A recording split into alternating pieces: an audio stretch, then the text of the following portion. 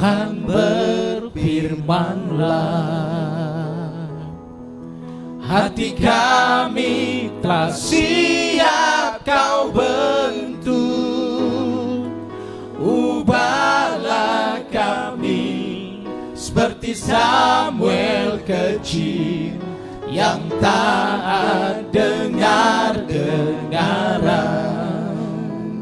Mari Tuhan berfirmanlah, mari Tuhan berfirmanlah, hati kami telah siap kau bentuk. Ubahlah kami seperti Samuel kecil yang taat dengar-dengaran. Mari Tuhan. Selanjutnya kami serahkan kepada hamba Tuhan. Mari Tuhan berfirmanlah, hati kami telah siap kau bentuk. Ubahlah kami seperti Samuel kecil yang taat dengar-dengaran. Mari Tuhan, mari Tuhan berfirmanlah. Kami siap mendengar firman-Mu Tuhan. Hati kami siap kau bentuk. Bersihkan hati kami Tuhan, ubahlah agar kami siap ditaburi oleh firman, diberkati oleh firman, diubahkan oleh firman. Mari Tuhan berfirmanlah. Mari Tuhan berfirmanlah, hati kami telah siap kau bentuk. Yes. Ubahlah kami seperti Samuel kecil yang taat dengar. Terus kita ulang pujian ini sambil kita buka hati kita untuk firman-Nya. Haleluya. Mari Tuhan berfirmanlah, hati kami telah siap kau bentuk. Ubahlah kami seperti Samuel kecil yang taat dengar-dengaran. Sekali lagi mari, mari Tuhan berfirmanlah. Mari Tuhan berfirmanlah, hati kami telah siap kau bentuk. Ubahlah kami seperti Samuel kecil yang taat dengar. Ubah kami, ubahlah kami seperti Samuel kecil yang taat dengar-dengaran. ubah kami, ubahlah kami seperti Samuel kecil yang taat dengar-dengaran.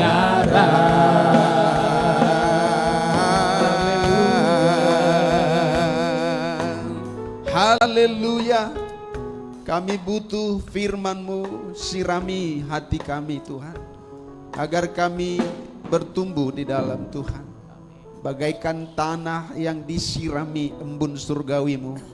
Biarlah benih-benih itu akan tumbuh, benih ilahi sabda-Mu yang tidak fana, yang akan melahirkan kami menjadi pribadi-pribadi yang cinta Tuhan, pribadi-pribadi yang mengasihi Engkau, dan mempergunakan nafas hidup kami yang masih ada ini untuk tetap mengabdi kepada kemuliaan kerajaan-Mu. Berkati kami semua yang di ruangan ini, hamba-hamba-Mu yang ambil bagian dalam pelayanan ini.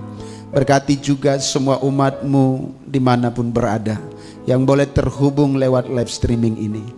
Tuhan, biarkan kata demi kata mengubah hati dan pikiran kami, mengubah sikap kami untuk lebih mengasihi Tuhan di akhir zaman ini. Engkau Tuhan yang kami percaya menembus batas ruang dan waktu. Dimanapun firman-Mu diberitakan, Engkau berkuasa.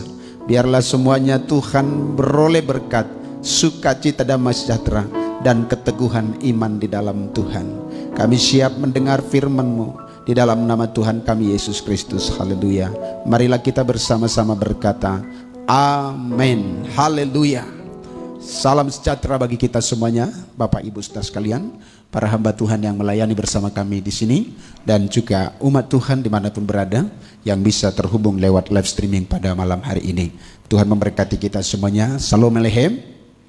Puji Tuhan. Mari kita buka Alkitab kita dan kita akan mendengar firman Tuhan. Saya akan berikan judul renungan kita pada malam ini, hati yang suci. Di dalam Matius pasal 5 ayat 8, kita perhatikan bersama-sama. Matius 5 ayat 8 berkata begini, berbahagialah orang yang suci hatinya, karena mereka akan melihat Allah. Sekali lagi, berbahagialah orang yang suci hatinya, karena mereka akan melihat Allah. Jelas khotbah di bukit memberikan beberapa kata berbahagia, dan salah satunya menyinggung hati yang suci. Ada banyak sebutan berbahagia yang disampaikan oleh Sang Juru Selamat kita di dalam Matius pasal 5 dalam khotbah di bukit. Berbahagia baik orang miskin di hadapannya, baik yang haus dan lapar, baik pembawa damai, baik orang yang dianiaya karena nama Tuhan, itu semua berbahagia. Dan hari ini saya hanya membahas pada topik hati yang suci. Hati yang suci, Tuhan berkata berbahagia. Kalau saya dan saudara memiliki hati yang suci, kita berbahagia. Berbahagia yang diungkapkan oleh Tuhan berbeda dengan berbahagia yang diungkapkan oleh dunia ini. Tentu definisinya sangat jauh beda. Apa yang disebut berbahagia dari sorga berbeda dengan berbahagia yang dari bumi. Dan saya mau katakan Bapak Ibu saudaraku, berbahagia yang dari bumi pun sebetulnya kita sudah bisa merasakan. Maksudnya orang yang menyebut berbahagia dalam versi bumi, mungkin kesenangan-kesenangan daging, kepuasan-kepuasan daging, itu berbahagia. Tetapi kualitas berbahagia yang disambungkan oleh Yesus Kristus dalam firman ini tentu jauh beda. Dia akan menembus jiwa kita, batin kita. Berbahagia yang dimaksud adalah kebahagiaan sejati, di mana ada rasa tenang di dalam Tuhan, ada pengharapan, ada kualitas hidup yang bersukacita oleh karya Roh Kudus. Seperti apa hati yang murni? Tentu kita merindukan kebahagiaan yang saya maksud, tapi harus kita pahami yang disebut berbahagia di sini adalah hati yang suci. Seperti apa hati yang suci? Mari kita perhatikan poin-poin berikut ini. Hati yang suci itu sama dengan sebutan hati yang murni. Murni berarti tidak bercampur dengan sesuatu yang jahat, ya. Hati yang murni, hati yang suci tidak bercampur dengan sesuatu yang jahat. Berarti dia dibedakan dengan yang jahat.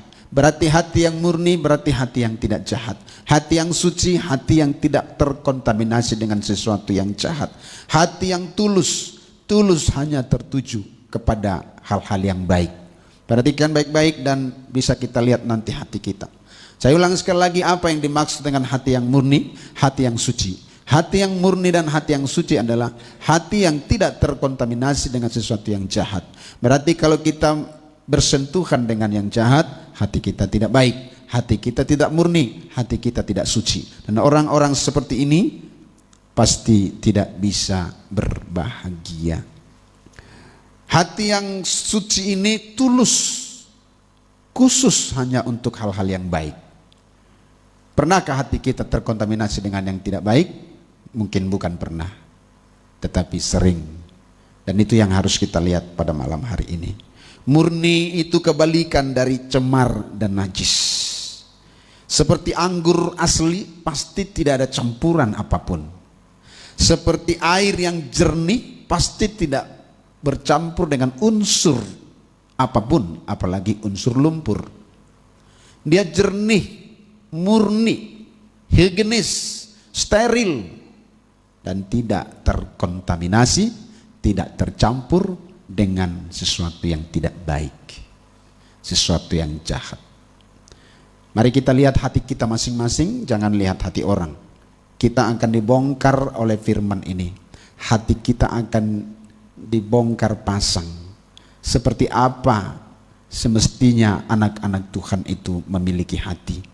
Hati saya sebagai pendeta itu seperti apa sebetulnya yang Tuhan mau.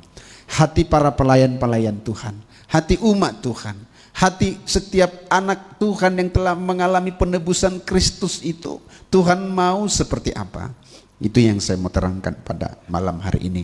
Intinya yang pertama adalah murni, tidak terkontaminasi dengan sesuatu yang tidak baik, sesuatu yang jahat.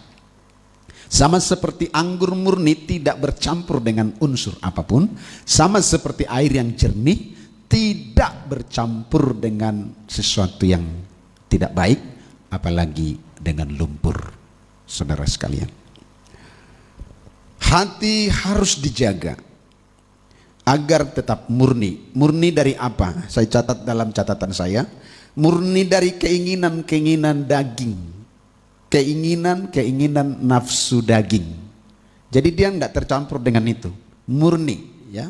Saya akan tuntun pelan-pelan. Murni tidak tercampur dengan keinginan nafsu daging, itu hati yang murni, ya. Tidak tercampur dengan segala pikiran-pikiran dan keinginan yang kotor, ya.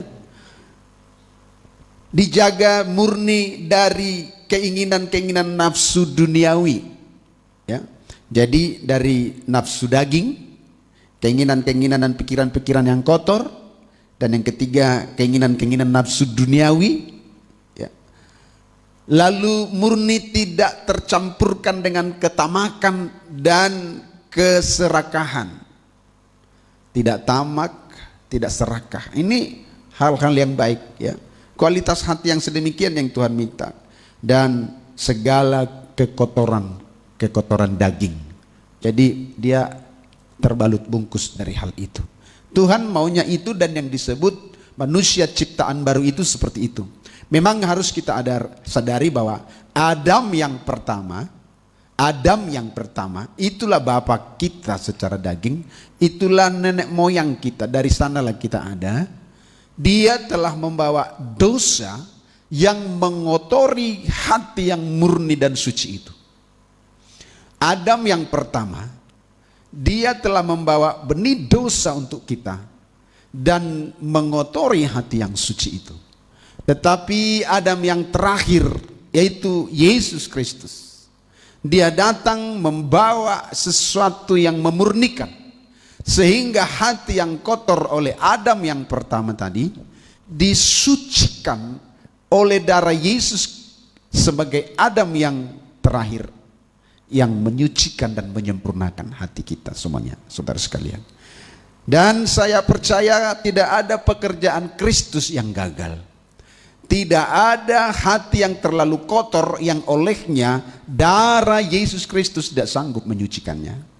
Sekarang bergantung kepada hati kita. Apakah kita mau disucikan? Terlebih kita sebagai orang-orang Kristen, ibadah yang sejati sebetulnya terletak pada kesucian hati. Segala sesuatu bentuk ibadah yang dikerjakan tanpa dalam kesucian hati, saya pastikan bahwa ibadah itu adalah ibadah yang sia-sia.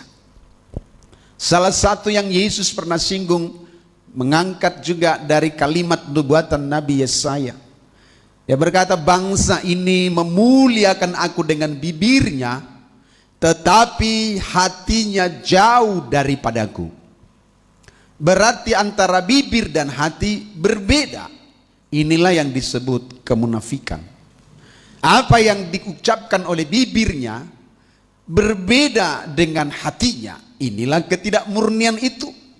Dalam kehidupan sehari-hari pun kalau ada berucap A tetapi di hati B, itulah ketidakmurnian. Itu sifat bukan dari Tuhan.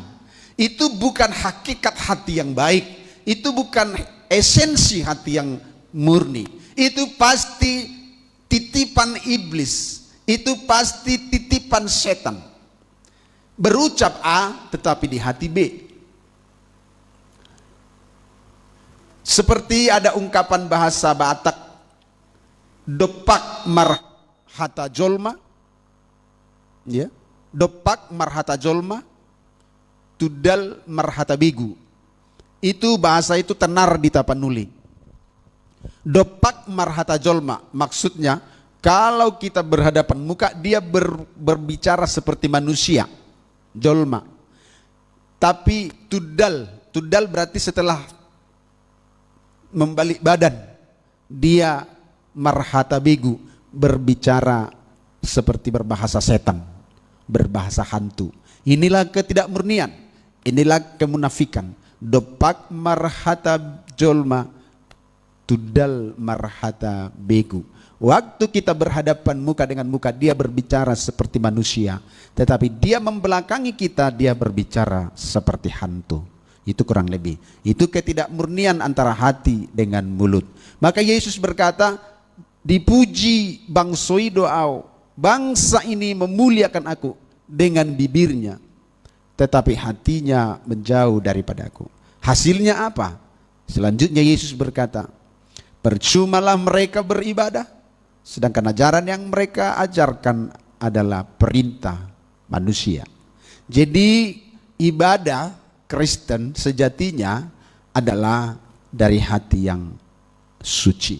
Setiap ritual ibadah dan kegiatan-kegiatan seremonial pelayanan yang tidak didasari pada kemurnian hati, pastilah menjadi ibadah yang sia-sia. Sehebat apapun, seteduh apapun suasananya, atau segemerlap hiruk pikuk apapun ibadahnya, teriakan yang histeris, musik yang eksotis, seluruh gemerlap lampu-lampu yang dipasang seperti mempengaruhi suasana sorga ada dalam ruangan itu. Tapi kalau bukan dari hati yang murni orang menghadap Tuhan, sesungguhnya lah itu tidak berkenan kepada Tuhan. Kita pikirkan baik-baik bahwa orang-orang yang suci batinnya, mereka lah model anak Tuhan yang memperlihatkan kuasa ibadah. Saya semakin menyelidiki perkembangan pelayanan di akhir zaman ini. Orang-orang yang tulus murni hatinya itu, itulah yang akan mendemonstrasikan kuasa ibadah. Tidak peduli COVID, corona, tidak peduli apapun, tak terhentikan kuasa itu, tak terhentikan kuasa ibadahnya, karena dikerjakan dari hati yang murni. Saya lihat corona ini salah satu sinyal bahwa Tuhan sedang memporak-porandakan ibadah seremonial yang baku dan kaku yang selama ini telah mendapat panggung yang luar biasa di hati umat. Tuhan sedang mengajak gereja untuk kembali kepada esensi ibadah, yaitu hati yang murni. Mungkin sederhana, mungkin 2-3 orang berkumpul menyeru nama Tuhan. Dia ada di situ, dan ibadah yang 2-3 orang dalam hati yang tulus akan memunculkan kuasa ibadah. Bahkan ada 1 orang saja berjalan kemana-mana dengan hati yang tulus, hati yang murni, bisa membawa dampak kuasa ibadah. Bahkan kuasa kesembuhan dilepaskan di mana-mana. Saya makin belajar dan meneliti keadaan itu, saudara sekalian.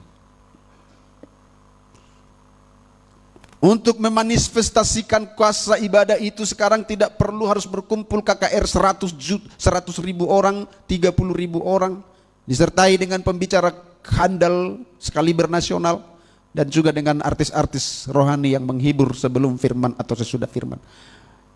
Hanya 1 orang saja yang disertai Tuhan bisa mendemonstrasikan kuasa ibadah. Dan itu yang saya renungkan hari-hari ini. Ibadah yang murni. Jadi orang-orang yang suci batinnya, mereka akan menjadi model anak Tuhan yang memperlihatkan kuasa ibadah yang murni dan yang tidak bercacat di hadapan Tuhan. Kekristenan sejatinya terletak pada hati dan kesucian hati dan pada kebersihan hati dari segala kejahatan. Saya berpikir perlu jemaat GPD Keluarga Allah secara khusus, para pelayan juga, tetapi tidak menutup kemungkinan pada siapapun saudara seiman saya yang boleh menyaksikan streaming ini, perlu menjaga hati yang suci dan murni. Seperti definisi yang singkat sederhana yang saya sebut, apa itu hati yang suci dan murni? Yaitu hati yang tidak terkontaminasi dengan sesuatu yang jahat, sesuatu yang tidak baik. Dia hanya murni pada sesuatu tujuan yang baik. Tidak ada yang tidak baik di dalamnya. Itulah. Jadi kalau ada sesuatu yang tidak baik di hati kita, jelas dipastikan bahwa hati kita tidak suci. Saudara sekalian, ini penjelasan utama saya mengenai hati yang suci, supaya kita bisa mendapatkan sesuatu yang terbaik dalam hidup kita. Pertanyaan saya, mengapa hati kita harus suci?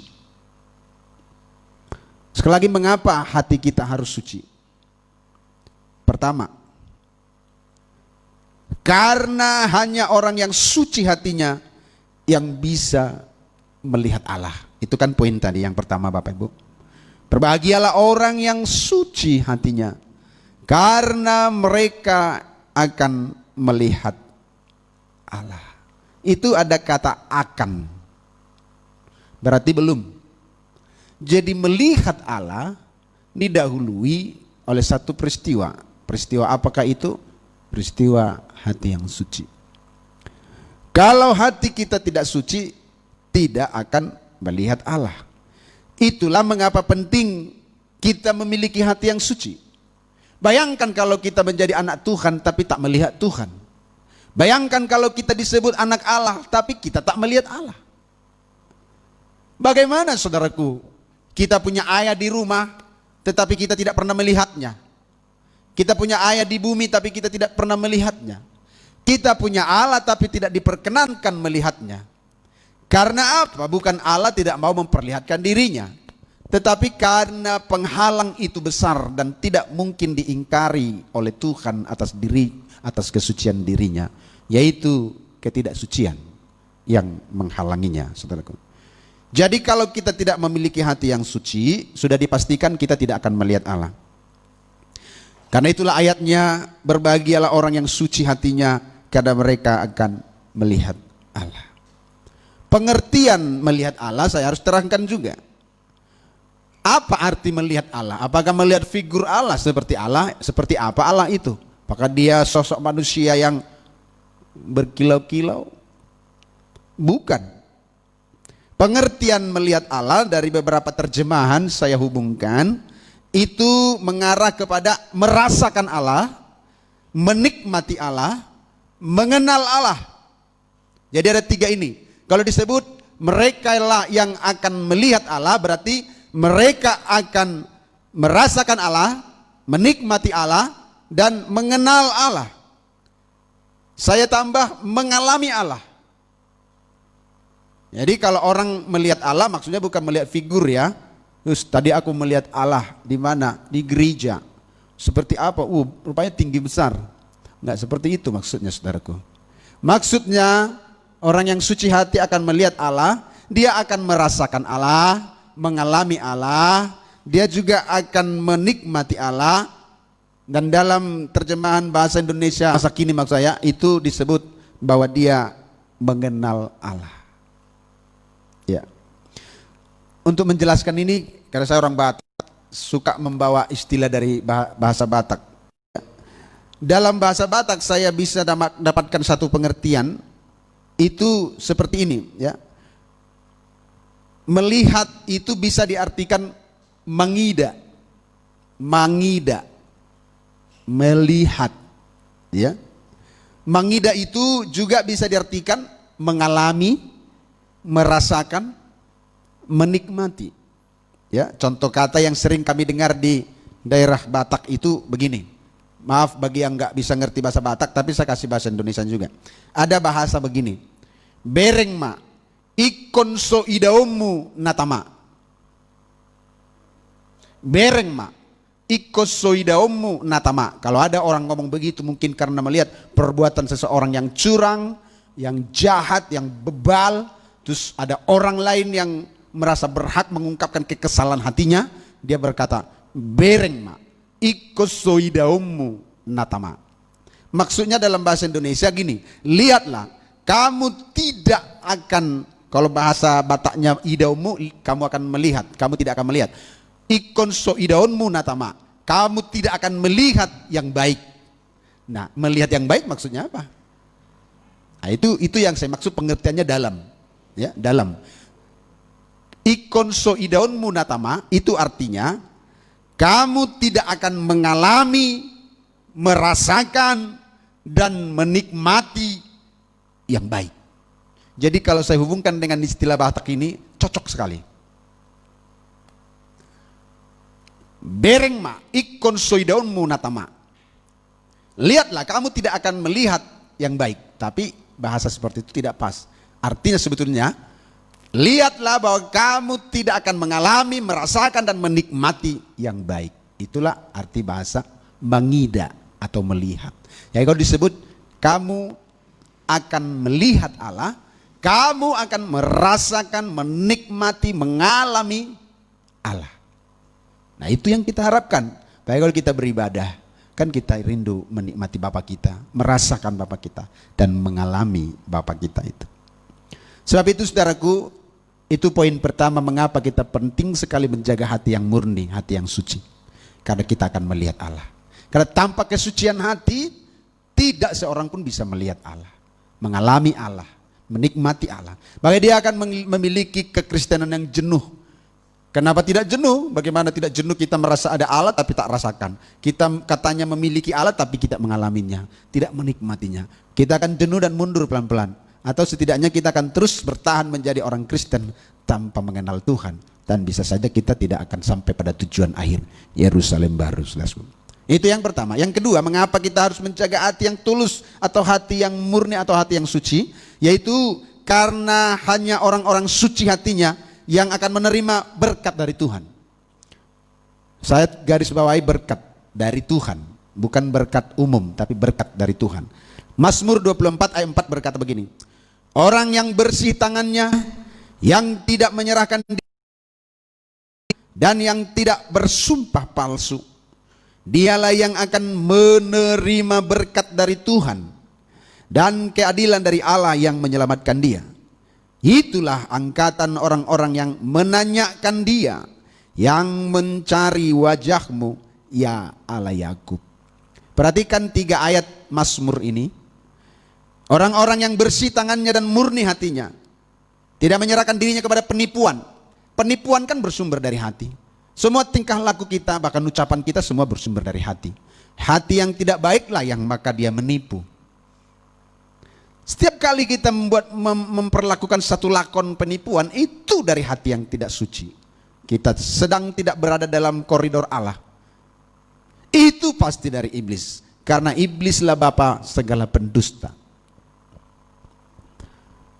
Tidak menyerahkan diri pada penipuan dan tidak bersumpah palsu. Pasti hatinya tidak suci. Dan itu titipan iblis. Tetapi orang yang suci hatinya, pasti merekalah yang akan menerima berkat dari Tuhan. Pak, kami tak kenal Tuhan pun diberkatinya kami, bahkan aku lebih diberkati dari Bapak. Sorry, saya tidak bicara berkat umum, berkat dari Tuhan. Dan berkat dari Tuhan itu dari bumi kekal sampai ke sorga. Dia membawa dampak kedamaian. Nah, banyak orang menggaruk harta dengan tidak halal, tidak dalam cara Tuhan, tidak dalam kemurnian hati. Alkitab mencatat dia seperti induk ayam hutan yang mengerami telur ular. Tunggu waktunya saja, maka telur itu akan menetas dan menjadi ancaman bagi induknya yang mengerami telur ular itu. Bahkan Alkitab berkata seperti orang yang menggaruk keuntungan dengan cara yang tidak benar. Pada pertengahan usianya dia akan kehilangan semuanya itu. Bahkan dia akan disebut sebagai orang bebal. Jadi jangan terus bangga kalau kita bisa mengumpul harta, padahal bukan dari cara Tuhan. Kalau bukan pada zamanmu itu hilang, pada zaman anakmu itu akan diminta tumbalnya. Jadi berkat dari Tuhan itu seperti apa? Slow dia, tapi akan membawa kebahagiaan sampai pada puncaknya kehidupan kekal bagi kita dan keturunan kita. Sebab firman Tuhan berkata, Orang benar berbahagia, anak cucunya tidak meminta-minta roti. Jadi pemeliharaan Tuhan sampai anak cucu.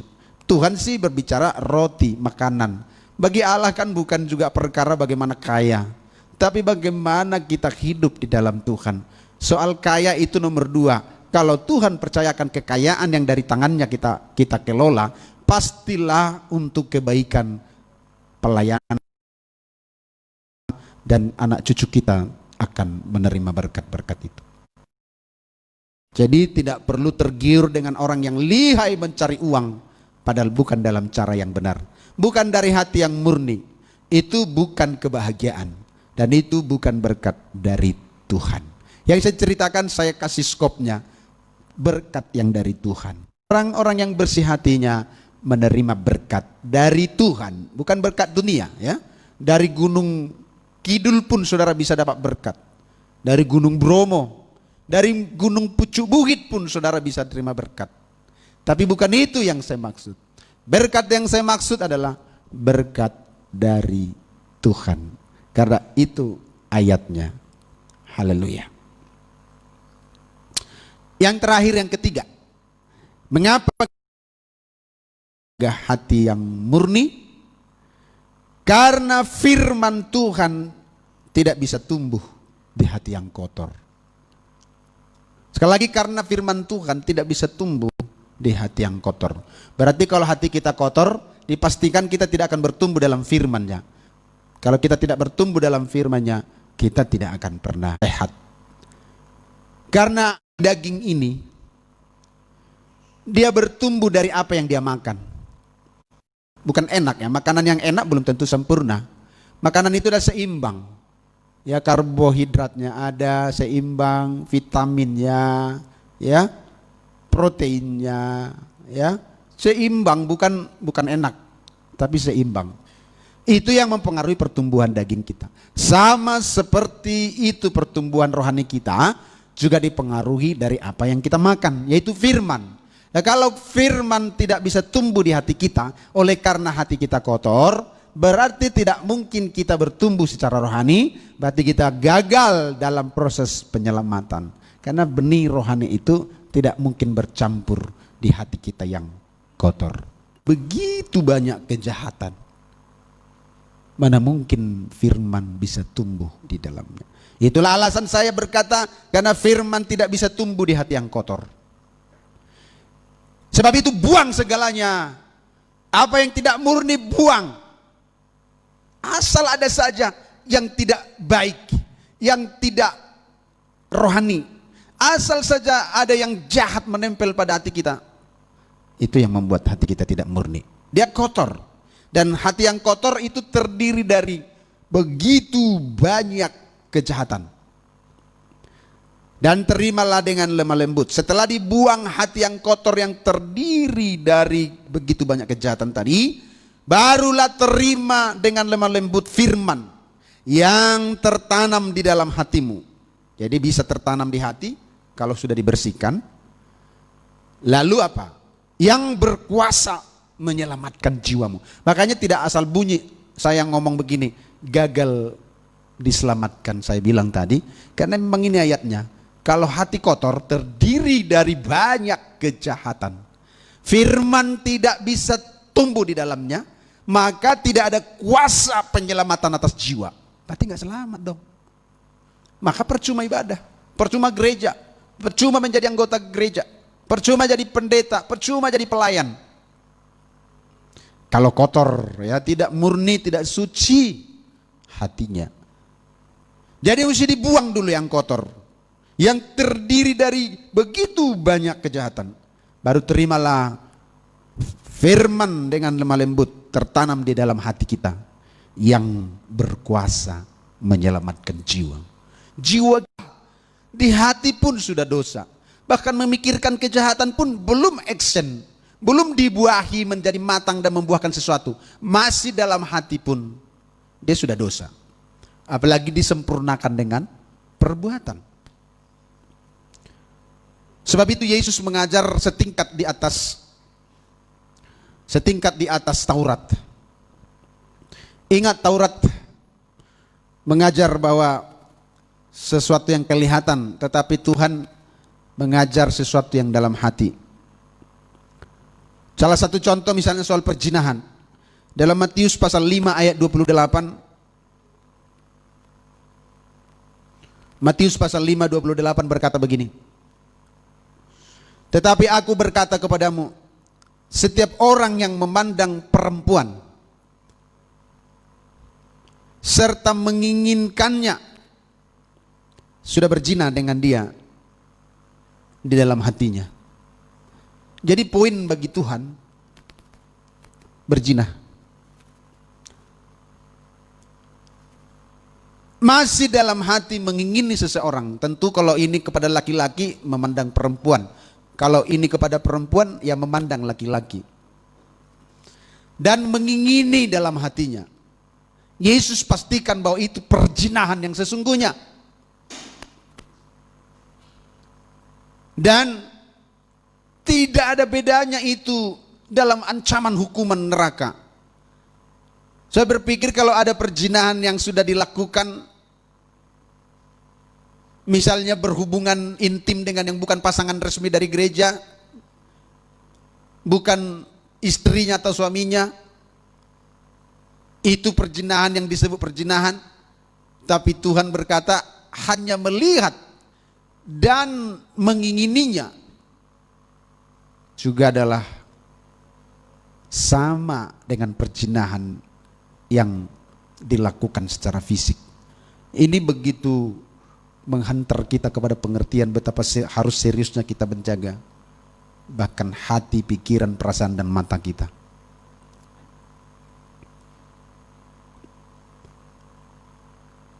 Mengingini dalam hati adalah perzinahan yang sesungguhnya.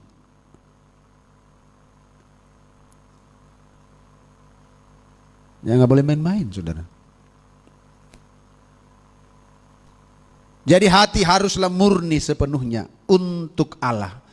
Memang harus kita tambatkan hati kita di mezbah Allah. Supaya dia tidak liar. Supaya dia tidak melanglang buana. Supaya dia tidak bergelinding kemana-mana. Tambatkan hatimu di bait suci Tuhan. Ikatkan hatimu kepada kebenaran firman. Kalau tidak, hanya mengingini dalam hati sesuatu yang dipandang oleh mata. Ini kerjasama oleh mata dengan hati. Kalau tadi untuk Tuhan mata dengan hati tak kerjasama. Mulut dengan hati tak kerjasama.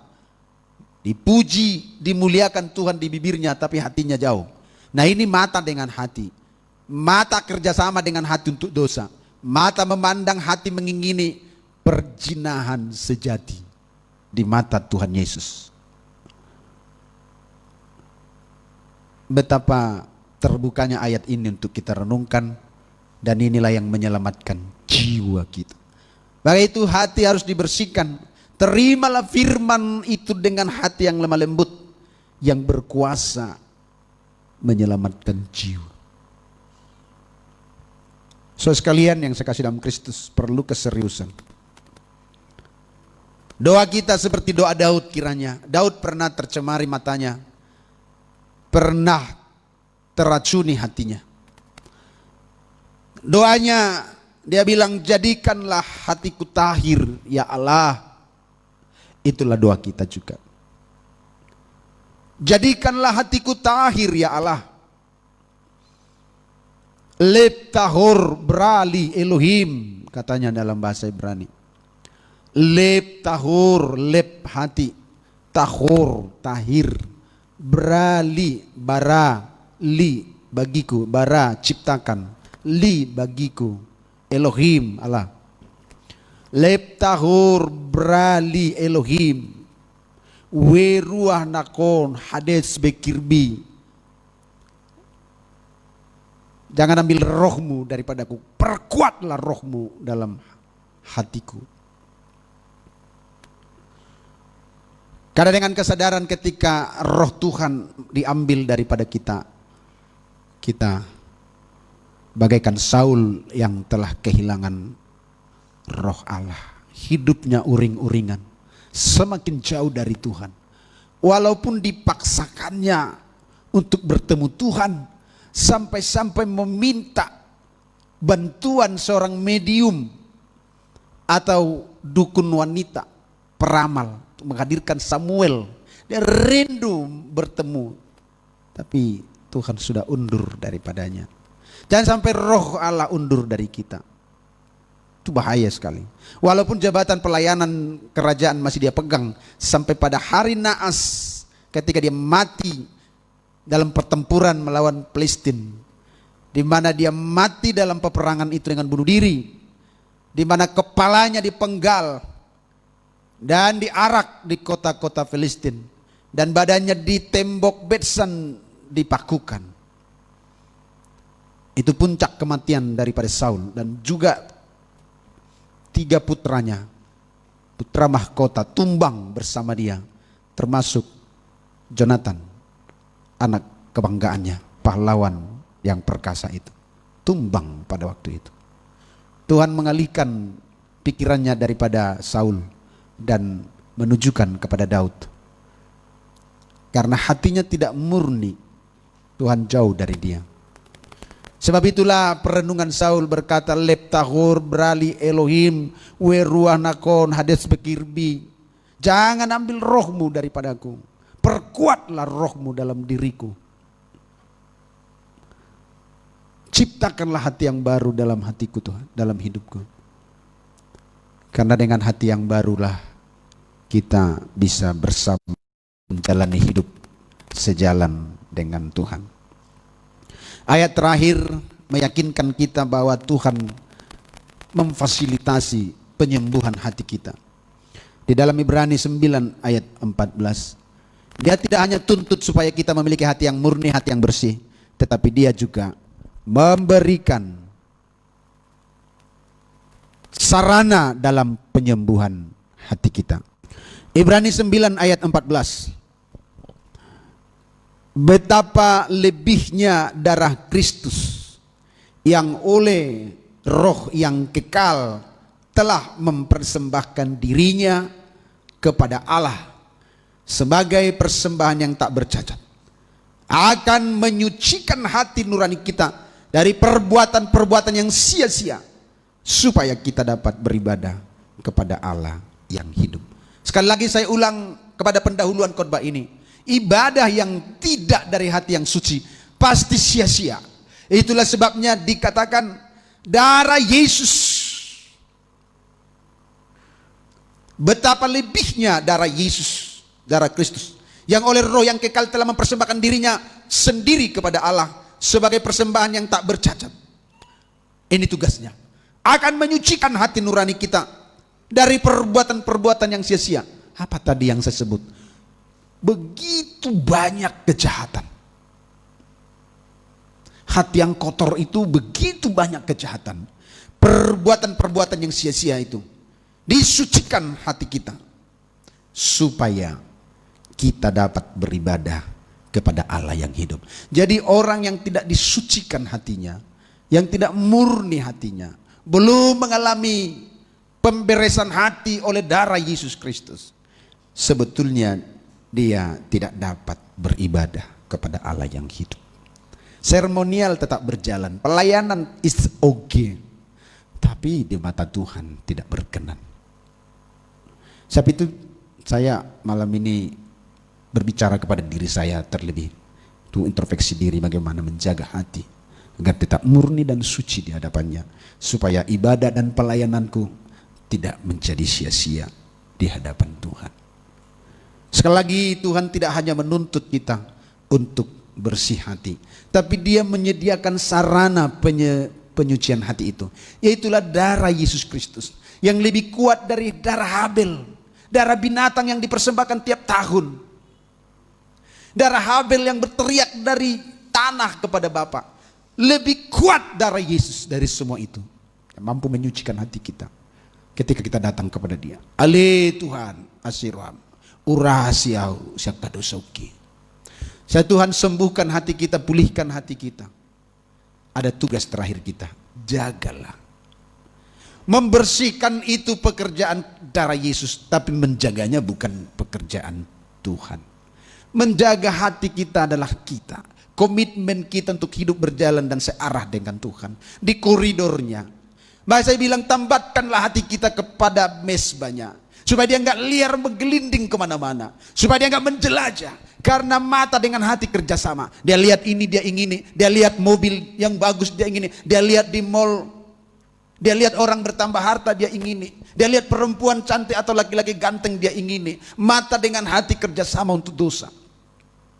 Maka kalau hati telah ditambatkan di mezbah Tuhan, dimurnikan oleh darah Yesus Kristus, dia mengalirkan aliran suci ke mata kita, sehingga mata kita suci.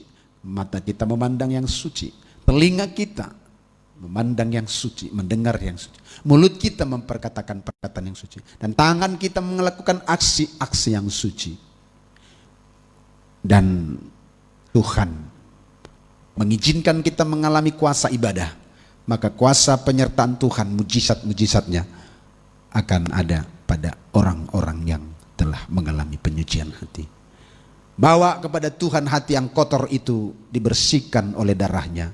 Tapi menjaga hati, Tuhan bilang, jagalah hatimu. Tuhan bilang jagalah hatimu. Bukan Tuhan bilang gini, bawalah hatimu kepadaku supaya ku jaga. Apa yang kita baca tadi dalam Amsal 4 ayat 23, itulah tugas kita. Jagalah hatimu dengan segala kewaspadaan, dengan penuh hati-hati, dengan penuh respek. Jagalah hatimu. Bukan Tuhan bilang minta hatimu biar ku jaga, tapi kita yang jaga hati kita. Soal menyucikan, kita tidak bisa menyucikannya. Menyucikan adalah pekerjaan darah Yesus. Tadi dalam Ibrani 9:14, menyucikan adalah pekerjaan darah Yesus. Dia menyucikan kita, bawa kepadanya. Setelah itu, jaga hatimu. Kiranya Tuhan memberkati kita semuanya dalam renungan kita malam ini. Jemaat Tuhan dan siapapun yang bisa bersama kami, kiranya tayangan ini andai kata ditayang ulang atau di YouTube, biarlah menjadi berkat bagi kita sekaliannya. Amin. Mari kita berdoa bersama-sama. Haleluya Yesus. Yes. Berkaryalah Roh Kudus di sini. Adakah yang mengikat hati kita? Apa yang mengikat hati kita? Harta dunia kah? Perempuan atau laki-laki kah? Game, narkoba, rokok, minuman keras. Apa yang memikat hati kita? Izinkan Tuhan membersihkan kita. Ada yang terikat dengan tontonan-tontonan yang kotor, terikat dengan game, terikat narkoba, rokok, minuman keras, judi. Tuhan berbelas kasihan atas kita semua. Terikat dengan harta dunia, terikat dengan perselingkuhan, pacar. Tuhan minta dibersihkan, disucikan oleh darah Yesus. Dan selanjutnya kita jaga hati kita untuk tetap suci dan kudus di hadapannya. Jadikan kami sama seperti. Sekali lagi, ubah kami Bapa. Ubahlah kami Bapa, bentuklah kami Bapa, jadikan kami sesuai dengan firman-Mu. Ubahlah kami Bapa, bentuklah kami Bapa, jadikan kami. Sekali lagi, ubah kami dari hati yang terdalam, kita mohon kemurahan-Nya. Ubahlah kami Bapa, bentuklah kami Bapa, jadikan kami sesuai. Amin. Ubahlah kami Bapa, bentuklah kami Bapa, jadikan kami sama seperti. Jadikan kami sama seperti. Jadikan kami sama seperti Yesus.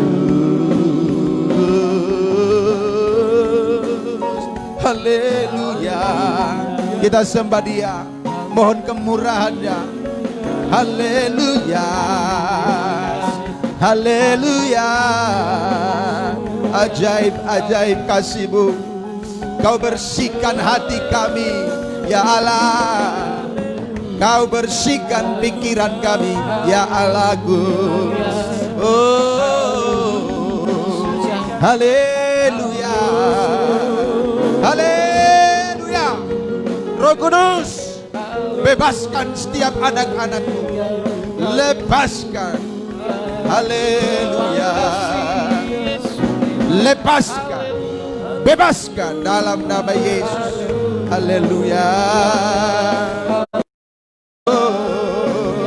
Tiada yang mustahil bagi Tuhan, tak ada yang mustahil bagi Tuhan, tak ada yang tak.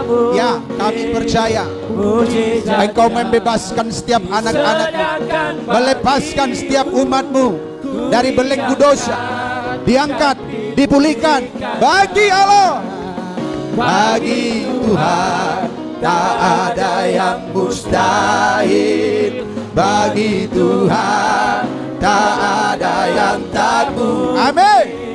Mujizatnya disediakan bagiku, ku diangkat. Kita percaya bagi Allah tidak ada yang mustahil, bagi Tuhan tak ada yang mustahil. Yes, bagi Tuhan tak ada yang tak mungkin.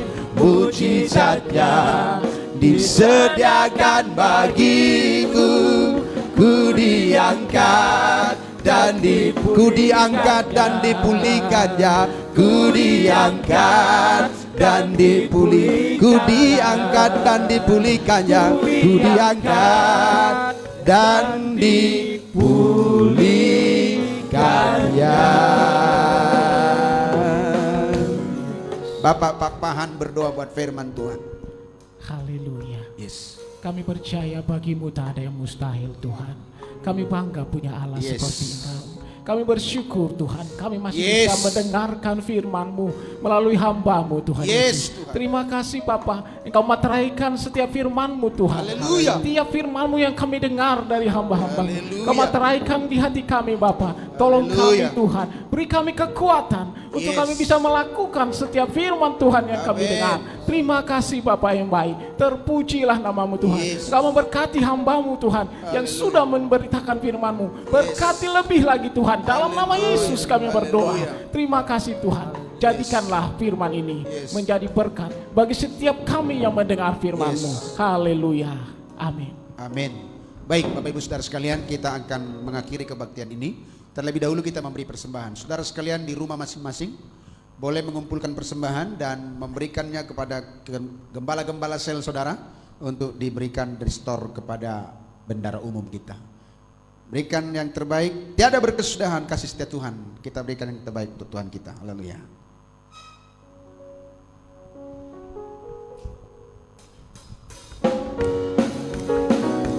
Yes. Tiada berkesudahan kasih setiamu Tuhan, selalu baru rahmat-Mu bagiku. Hari berganti hari, tetap kulihat kasih-Mu, tak pernah berakhir di hidupku. Tuhan Yesus, Tuhan Yesus baik. Amin. Sungguh amat baik. Haleluya. Untuk selama-lamanya Tuhan Yesus baik. Tiada berkesudahan, tiada berkesudahan kasih setiamu Tuhan, selalu baru rahmat-Mu bagiku.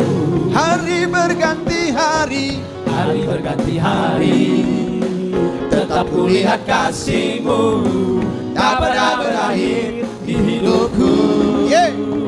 Tuhan Yesus baik. Amin.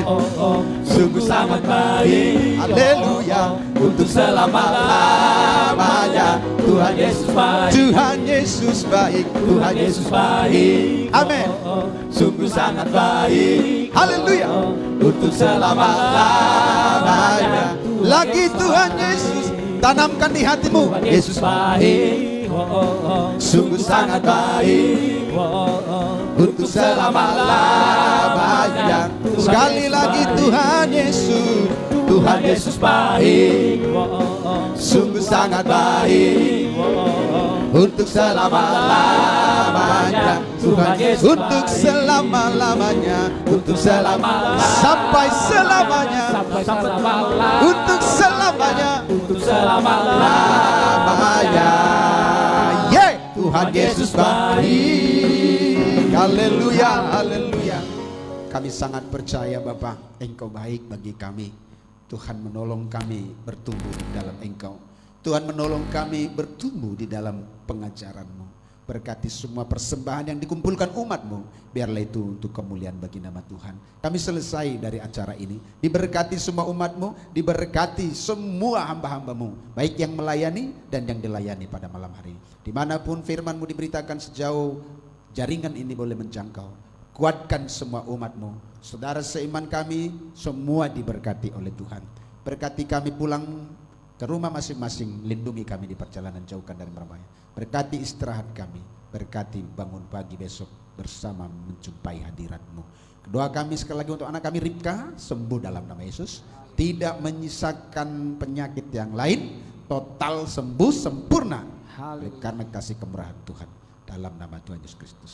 Terpujilah Tuhan, kami mengakhiri kebaktian ini dalam nama Tuhan Yesus Kristus. Mari kita terima berkat Tuhan, anugerah yang besar dari Allah Bapa, cinta kasih dari Yesus Kristus, persekutuan dalam rohnya yang kudus, menyertai memberkati kita sekalian malam ini kekal sampai selama-lamanya. Haleluya. Bersama kita berkata amin. Tuhan berkati, sampai ketemu dalam acara kita berikutnya.